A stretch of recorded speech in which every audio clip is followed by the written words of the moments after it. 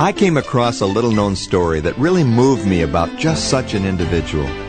It's the true account of a blind boy whose team effort changed the lives of millions of people for future generations. It's a story of sacrifice, courage, and frustration, filled with obstacles caused by jealous, self-serving adults who felt that allowing a young boy to succeed would threaten and diminish their own efforts. Although he had perfect vision as a baby and toddler, Louis Braille lost his eyesight as a young child, playing with a sharp tool in his father's workshop. During the early 1800s when he lived, blind children rarely were allowed to go to school. When they did, they didn't have an opportunity to learn to read or write, but simply went to develop a skill or two. Most blind people at that time became beggars. But Louis's parents were determined to help him make something of his life, and although their friends thought they were unreasonably strict, his parents loved him enough to treat him as a normal child with plenty of responsibilities, along with caring guidance. He was required to clean his room, help with the yard work, and dress himself, which he finally mastered after stumbling and falling during months of trial and error. A priest named Father Poulouy took special interest in Louis and taught him history, science, and astrology in lessons at church. And when the priest could no longer answer his questions, he made a special effort to arrange for Louis to be sent to a boarding school for the blind at the age of 10, where he'd have an opportunity to learn to read. Although conditions at the school were harsh and primitive, he soon proved to be a gifted student and taught himself to play the piano. Reading, however, proved to be more difficult. Each letter of the alphabet was raised 3 inches so it could be traced with the fingers, but the letters were extremely complex, and often it took several months to read a single book. Reading with this system was so slow that Louis and the other students forgot the words at the beginning of a sentence before they got to the end. The entire school library had only 14 specially made books because they were so difficult and expensive to produce, each one created by hand. Louis's teacher told him that people had tried for many years to find a better way for the blind to read and study, to become professional people like lawyers, doctors, scientists, and educators. At the age of 10, Louis Braille made it his life goal to find a better way. He had heard his teacher talk about night writing, used by soldiers to send messages in the dark.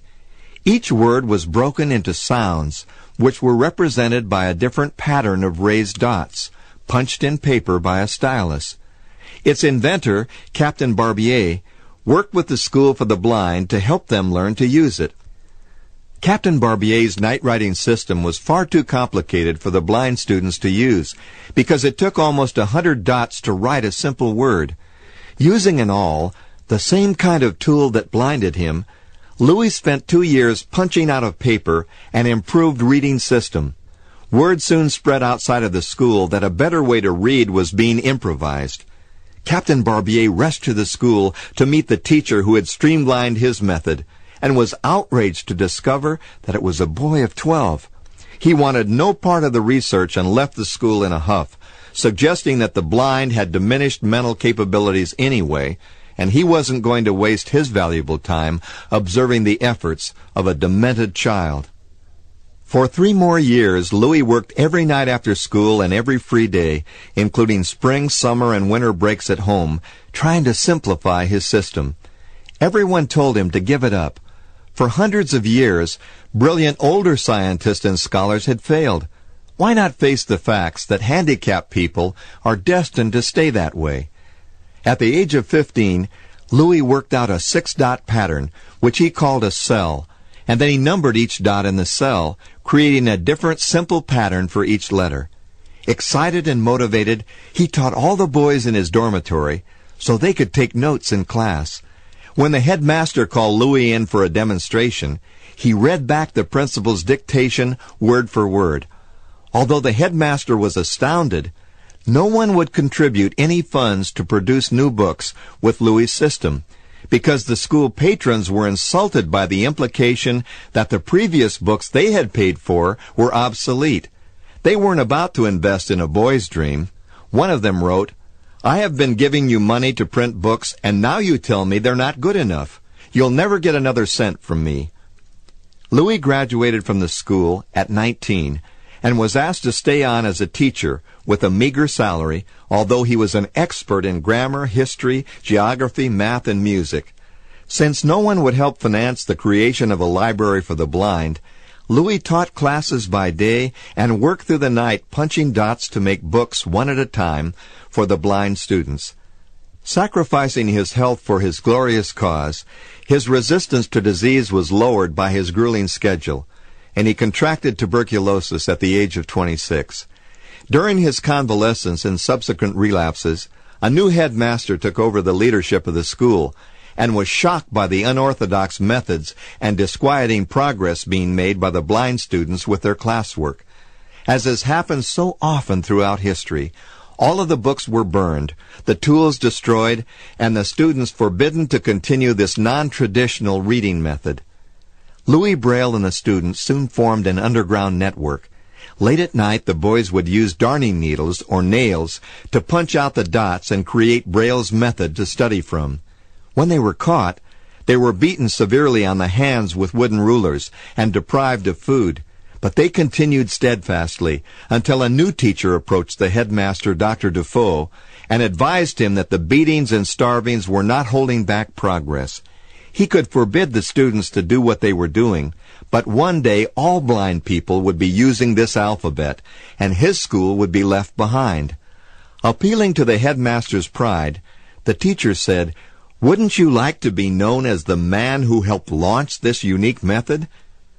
This new slant on the problem flattered Dr. Defoe's competitive instinct. He loved being on the winning side of issues, and he decided he could use Louis's dot system to attract attention, prestige, and money for himself and the school. Louis was put on stage in front of scientists, teachers, and government officials.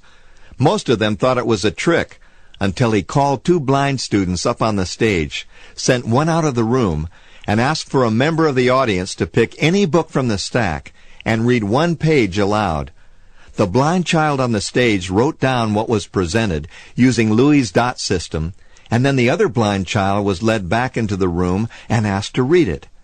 Brushing his fingers quickly and smoothly across the page of dots, he read it confidently and clearly verbatim.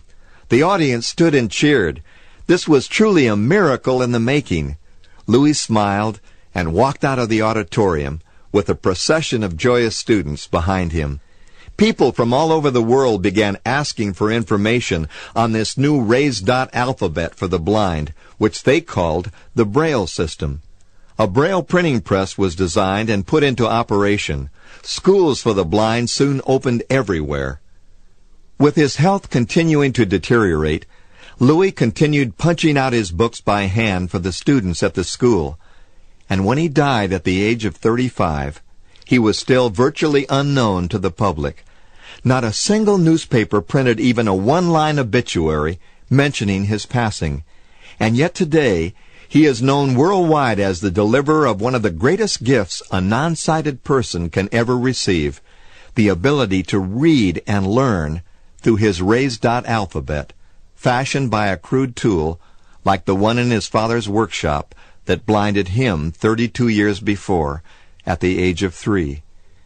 Louis Braille had a marvelous performance goal: to improve a complex reading system for individuals like himself. It was not a competitive goal. He was competing with himself to find a better way to enjoy his passion for reading, so that it didn't take several months to complete just one book. He sacrificed his own pleasures and even his health to perfect a system that would help his students have this privilege that most people take for granted. Each nearly insurmountable obstacle in his path was caused by inflexible individuals caught in their own selfish motives. Louis Braille is the kind of hero that our society needs to embrace and that our young people need to emulate.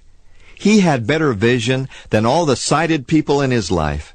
He saw the big picture in his mind and was willing to devote his entire being to a cause that helped the greater need of the team. As we set our performance goals, our outcome goals, our personal goals, and our team goals, let's close our eyes and remember his story. And let's open our hearts and pay tribute to the persevering genius of Louis Braille and all the men and women like him who see how to make life more meaningful and livable for all who share it with us and for all of those in generations to come.